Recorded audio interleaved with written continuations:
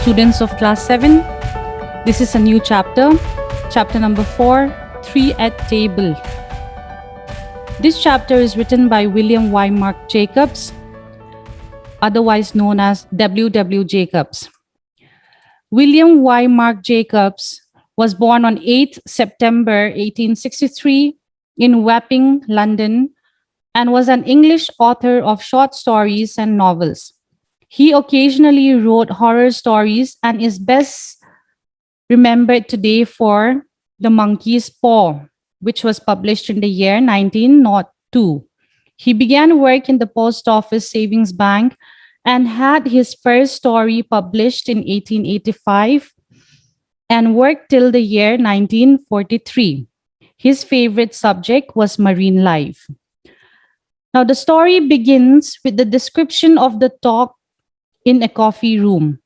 Some of the men in the room started having conversations on ghosts and apparitions.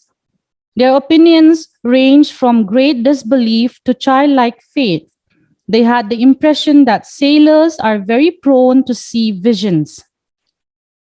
In the midst of all this, a clean-shaven sailor veteran happens to join into the conversation, and he had been listening without speaking.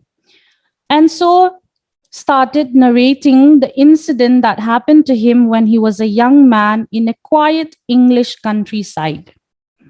The clean-shaven man narrates that he had just returned from China and his family was away and would only return in a couple of days.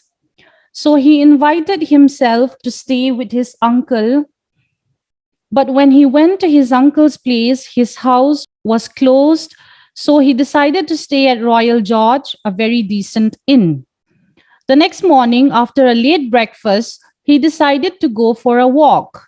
He stopped by a small inn and had a luxurious lunch. And after this, before he could return, he decided to walk further.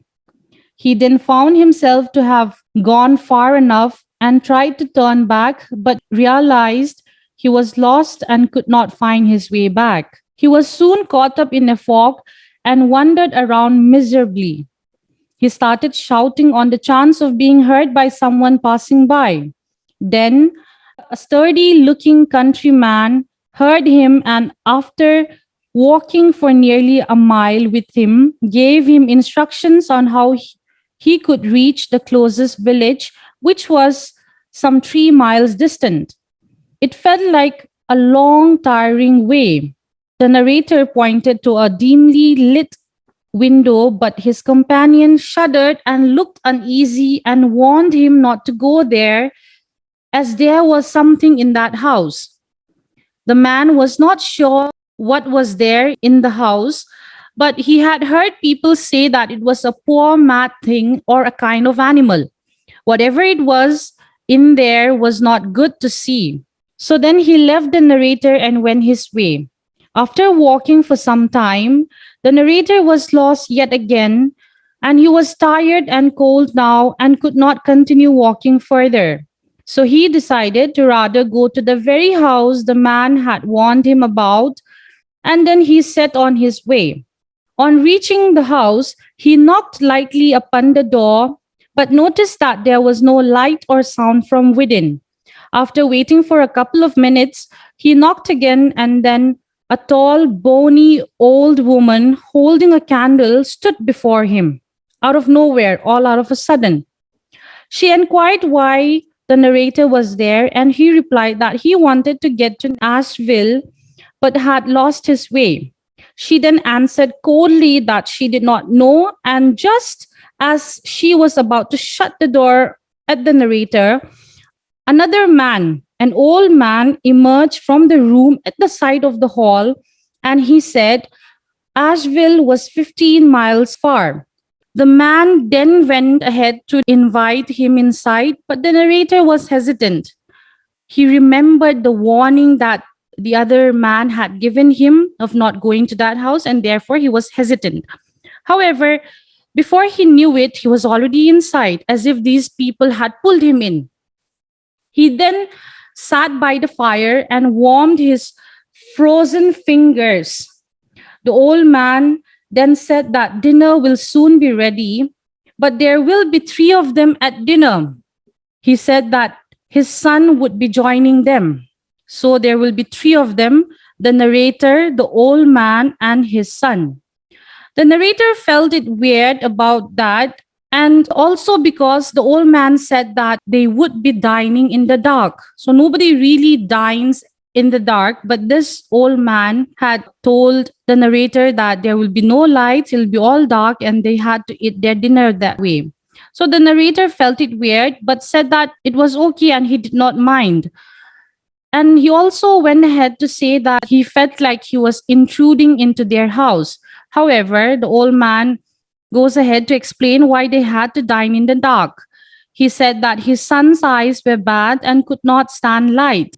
Soon after, the table was laid and somebody took a seat at the table. So it was all dark and the narrator could not see a thing, but he could sense that there was somebody else sitting at the end of the table.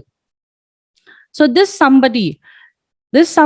stranger said, "A cold night." I quote, "a cold night" to the narrator. And the narrator responded by saying yes. And in the midst of all this, the narrator did feel that he was very uncomfortable eating in the dark.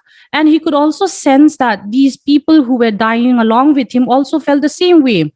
This only shows that the other two people, the father and the son, were also not used to eating in the dark. The narrator then goes ahead, out of uneasiness, starts moving around in the table along with his chair, and happens to knock down the curtain which was put over the fire in order to hide the light from the fire. There was this curtain laid out, and he happened to step on it, and all out of nowhere, out of a sudden, the curtain fell and there was light all across the room. And he could see the face of the man who was in the other side of the table. He could see that he had a scary face, and he could also see that the other man had only one eye. So he had a scarred face. Something terribly had happened to him. He was really scared. However, when all this happened, it was a very strange environment, and he could see that the other two people were also not comfortable. However, the old man goes about to say that it's okay, don't worry. You can just sit there. We need not cover it up anymore. We are also tired and unable to eat in the dark, and therefore we should just let some light in the room. And he goes ahead to light a candle. And then the narrator could clearly see that something terribly had happened to his son. The father goes about explaining why his son had a terrible face, a scarred face. So he says that there was a fire in the village some time ago, and some children were trapped in the building, in the house where this fire broke out. And his son went into the building to save these children, and in the midst of all this had burned his face. So that was the reason why he felt that it was not comfortable to eat in the light, because he felt that if somebody would see whatever had happened to his son's face, people will be uncomfortable, as the talks were around in the village anyway. So he wanted to hide it. He goes about saying that it was very special for them that day because it was their son's birthday, and they rarely had company. As mentioned in the beginning of the lesson, we understand that people were scared of that house. People did not want to go to that house. And people also felt that there was something living in that house and they were scared of it. So that was why the people in that house, the three of them, avoided company. Not too many people also visited them. And therefore, all that time, they were very happy that after so long, they had somebody over, and therefore did not want to miss the chance of dining along with them. And that was what happened in that room at the table amongst these three people, three men. So they went ahead to finish their dinner and drank together and had a merry night. So that is your chapter 3 at the table. Thank you.